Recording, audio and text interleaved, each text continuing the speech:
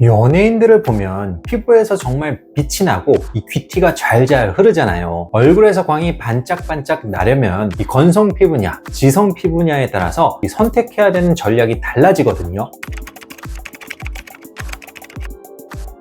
안녕하세요, 피부왕 정윤입니다. 광나는 피부 하면 어떤 모습이 떠오르시나요? 아마도 탱탱하고 촉촉하면서 빛을 받아 은은하게 반짝이는 연예인의 피부가 먼저 떠오르실 텐데요. 실제로 광택 또는 광채는 건강하고 젊은 피부를 떠올리게 하는 중요한 미용적 지표입니다. 자, 그렇다면 오늘은 반짝이는 피부 광택을 얻기 위해서 어떻게 해야 하는지 그 원리부터 과학적 홈케어 방법까지 낱낱이 알려드리도록 하겠습니다. 바로 시작합니다.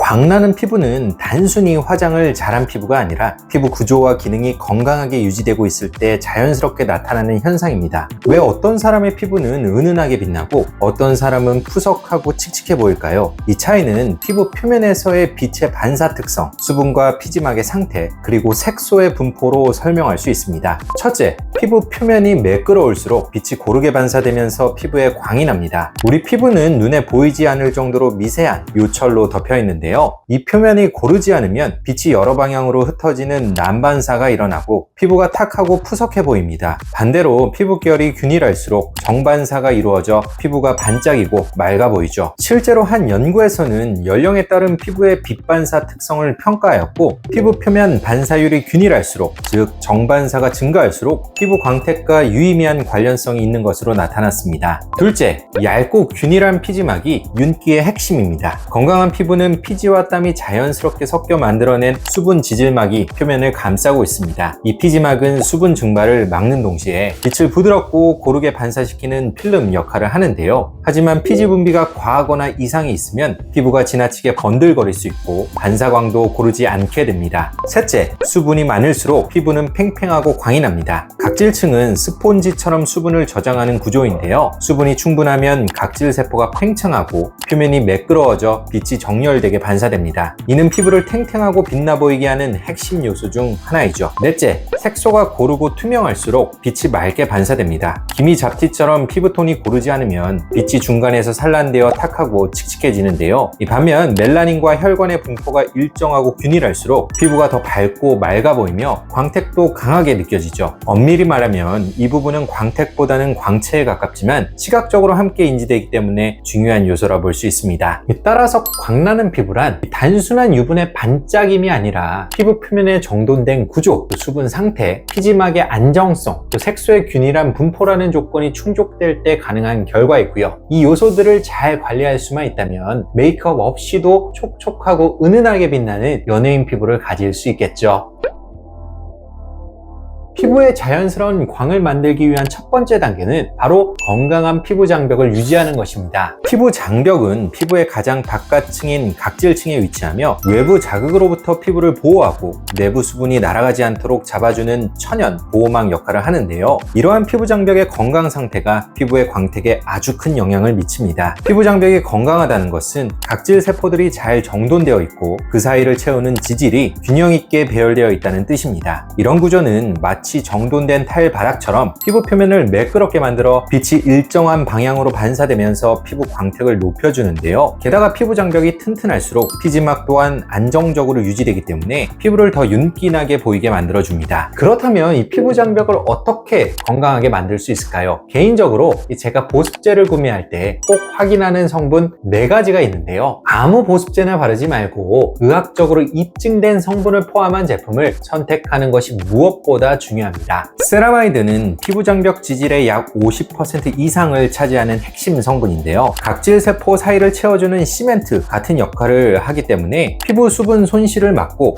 피부 장벽 구조를 회복시켜줍니다. 피부 장벽을 구성하는 다른 성분인 콜레스테롤, 지방산과 함께 사용했을 때 효능이 더 올라갑니다. 나이아시나마이드는 비타민 B3의 일종으로 세라마이드의 내인성 생성을 촉진하고 장벽 단백질 발현을 늘려 피부 장벽을 더욱 튼튼하게 만들어줍니다. 만들어줍니다. 게다가 항염 효과와 미백 기능까지도 기대할 수 있어 다기능 성분으로 널리 쓰이고 있죠. 피부 장벽이 망가진 주사 환자를 대상으로 2% 나이아신 아마이드가 포함된 보습제를 사용하게 한 결과 피부 수분 소실을 막고 피부 장벽 기능을 개선하는 것으로 나타났고요. 주사의 대표적 증상인 홍반, 건조감, 각질, 염증성 병변도 줄어드는 것이 관찰되었습니다. 판테놀은 비타민 B5의 전구체로 피부에서 판토텐산으로 전환되며 상피세포의 성장과 재생을 촉진합니다. 손상된 피부를 빠르게 진정시키고 염증을 완화하며 민감성 피부에서도 안전하게 사용할 수 있죠. 실제로 판테놀이 포함된 보습제를 사용할 경우 피부 장벽 기능이 회복되고 피부의 수분 손실이 감소한다는 다수의 연구 결과들이 존재합니다. 글리세린은 가장 오랜 역사를 가진 보습 성분으로 천연 보습 인자 중 하나인데요. 각질층 내 수분을 끌어당기고 유지하는 능력이 탁월하여 피부를 오래도록 촉촉하게 만들어줍니다. 피부 장벽 보호를 위해서는 보습제를 잘 선택하는 것뿐만 아니라 클렌징 제품을 잘 선택하는 것도 중요한데요. 우리 피부는 약산성 상태일 때 피부 장벽 지질이 가장 안정적으로 유지됩니다. 그런데 강한 알칼리성 클렌저를 지속적으로 사용하면 지질막이 손상되고 장기적으로는 건조함, 민감성, pH 불균형을 만들 수 있죠. 그래서 매일 사용하는 데일리 클렌저로는 약산성 제품을 추천하고 싶고요. 특히 세안 후 당김이 없는 제품이 이상적입니다. 단 메이크업이나 자외선 차단제를 충분히 제거해야 하는 날에는 클렌징 오일이나 클렌징 로션처럼 이중 세안을 도와주는 제품이 적절할 수 있죠. 정리하자면 피부 장벽이 건강해야 피부 광택도 살아납니다. 이것은 단순한 수분 보충을 넘어 세포 구조의 정돈, 지질막의 균형과 안정성, pH 환경의 최적화까지 포함한 복합적인 개념으로 이해해야만 합니다.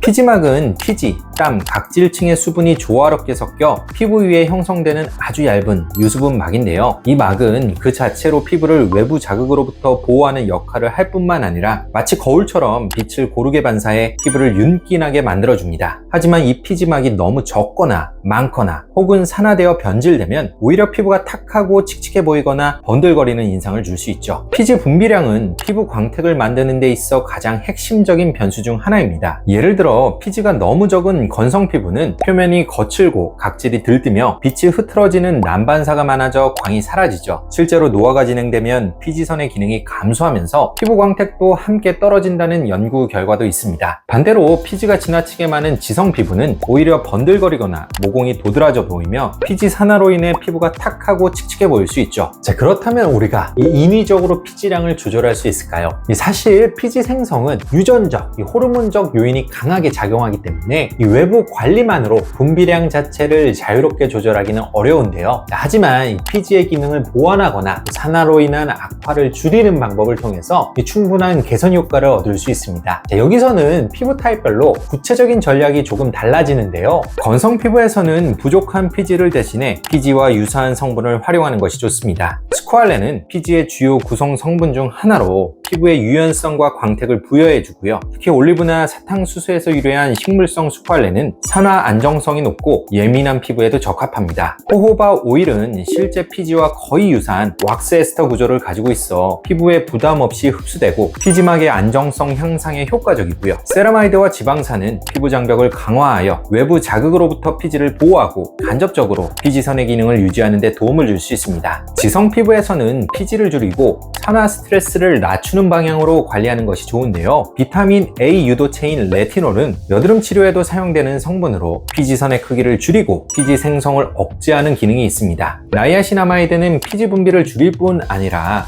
염증 완화, 항산화 기능까지 겸비하고 있어 지성 및 복합성 피부에 특히 적합합니다. 징크 PCA나 EGCG는 피지 조절과 산화 억제에 효과적이며 민감성 피부에도 잘 맞는 성분들이죠. 피부 타입과 무관하게 중요하게 여겨지는 공통 관리법은 바로 피지의 산화를 막는 것인데요. 피지 성분 중 하나인 스쿠알렌은 매우 산화되기 쉬운데 산화되면 스쿠알렌 퍼록사이드라는 물질로 변해 모공을 막고 염증을 유발하며 피부가 칙칙해지는 원인이 됩니다. 따라서 피지 산화를 막는 항산화 성분을 병용하는 것이 매우 중요하죠. 예를 들어 비타민 E는 대표적인 지질 항산화제로 피지막의 표면을 보호하는 첫 번째 방어선 역할을 하고요. 코엔자임 Q10, EGCG, 레스베라트롤도 강력한 항산화 작용을 통해 피지 산화를 예방하는 데 매우 효과적입니다. 피부에 자연스러운 광을 더하고 싶은데 이 스킨케어만으로는 한계를 느낀다면 이럴 때 고려할 수 있는 방법이 바로 피부과에서 시행하는 스킨 부스터 시술입니다. 스킨 부스터는 단순히 피부에 영양을 공급하는 개념에서 그치는 것이 아니라 피부의 구조 자체를 바꾸어 피부 광택을 향상시키는 적극적인 방법이라 말할 수 있는데요. 여러 종류의 스킨 부스터가 존재하지만 제가 실제로 가장 많이 시술하고 추천드리는 것들로는 리쥬란, PRP, 줄기세포 등이 있고요. 각각은 조금씩 다른 기전을 통해 피부 건강을 개선하고 광택이 나도록 도와줍니다. 예를 들어 한 논문에서는 리쥬란 시술 후 피부 톤과 피부 수분량이 유의미하게 개선된 결과를 보고한 바 있죠. 상황에 따라서는 여러 스킨 부스터 시술을 복합하여 시술하기도 하는데요. 이것은 단순히 시술 가지수를 늘리려는 목적이 아니라 서로 다른 기전의 시너지를 유도하여 더 넓은 스펙트럼의 효과를 얻기 위함입니다. 이미 앞에서 여러 번 강조를 드렸지만 피부 광택을 만드는 데 있어 중요한 요소는 하나가 아니죠. 표피의 재생, 진피의 수분 보충, 항산화 및 항염 작용, 피지막 안정화 등 다양한 기전들이 결합하여 작용할 때 가장 이상적인 결과를 얻을 수 있습니다. 물론 시술 조합은 피부 타입, 나이, 민감도, 색소, 상태 등 개인의 조건에 따라 달라지므로 반드시 전문가와 상담을 통해 계획을 세우는 것을 권장드리고 싶네요. 자, 오늘은 이 피부에 광이 나는 방법에 대해서 자세하게 알아보았는데요. 이 반짝이는 피부 광택은 별것 아닌 것 같이 보여도 사실은 매우 다양한 요소들이 맞물려 만들어지는 복합적인 결과입니다. 올바른 홈케어와 이 스킨 부스터 시술을 적절하게 조합한다면 여러분도 분명 연예인처럼 이 은은하게 반짝이는 피부를 얻게 되실 거라 생각합니다. 지금까지 피부왕 정인이었습니다. 감사합니다.